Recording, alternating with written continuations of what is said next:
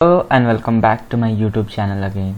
So in the last videos of QlikView we have understood about different things like QVT, how to create a QVT file from an Excel sheet, how to read a QVT file, and about different aspects of QlikView.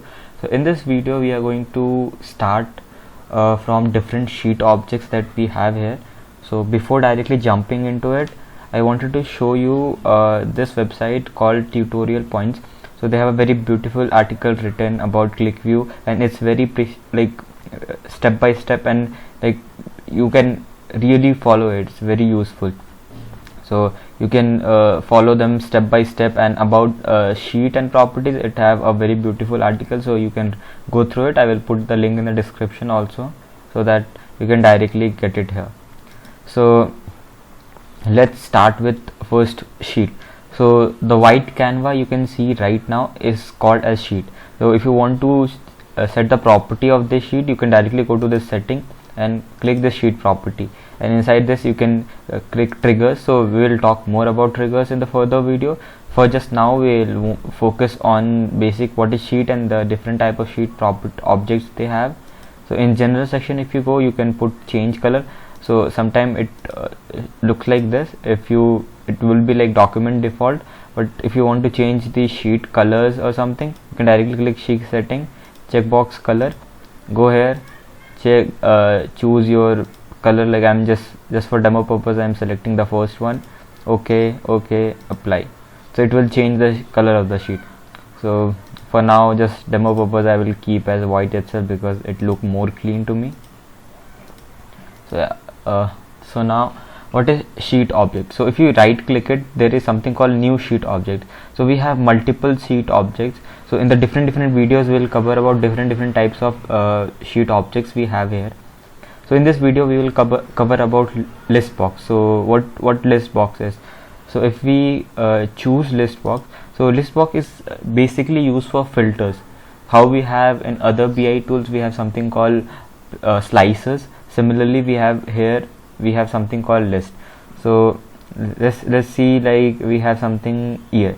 So if we take year, and we can put a title here. If I am putting year here and press OK, so now you can see all the years are here, and this can be used as a filter. So if I select 14, it will filter out all the data based on this year.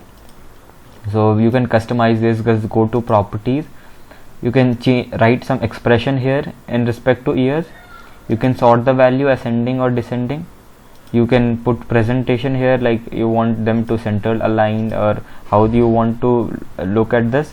And this is mostly used, just click this fixed number of column and increase like 2, 3. So what does it do is, if you press OK now, if you drag it up, it will convert this into 3 different columns. So it's like 1, 2, 3. So it looks more like precise and more so compact. So that's why it is used.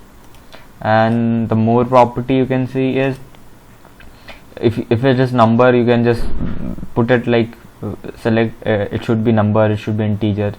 It doesn't need here. Font, you can choose your font if you want any, like bold, size, everything. And in layout, so we'll talk more about this layout when I will show you how you can use input box to create designs in your this Canva. So we can talk more about this layer part here. And in caption, so in caption you can just change the color, like if it is gray, right? So just go to color background, you can choose like anything you want. So now this is blue, and if you want to change the color of the text, you can change it from here. So yeah, now it's changed. So it's like if you change this outer one, it will act as this active color, and if you change the text color, it will change the year as the color. And inactive captions means inside this thing you can change the color to anything you want. And the special icons means, like, see, if it is ticked on search, so we can click and the search which year we want. And there is something called send to Excel, select if I uncheck this and press OK, it will disable the search button. So just for sake of simplicity, we keep the search option on, so that if we have like a 100-200 years and we don't, it's a sort of small and we have to scroll it to the bottom, instead of that we can directly click it here, and this is called wildcard search between star. So if we click like 20, we have data from 10 to 15, right? If I write only 10, it will give me the value which has 10, so 10, so 2010 is there. So I hope this makes sense to you, and this is all about list object. So in the next video we'll talk more about statistical box. So what is this? So statistics box. So I hope you like this video. If you did, give us a thumbs up. See you in the next video. Bye.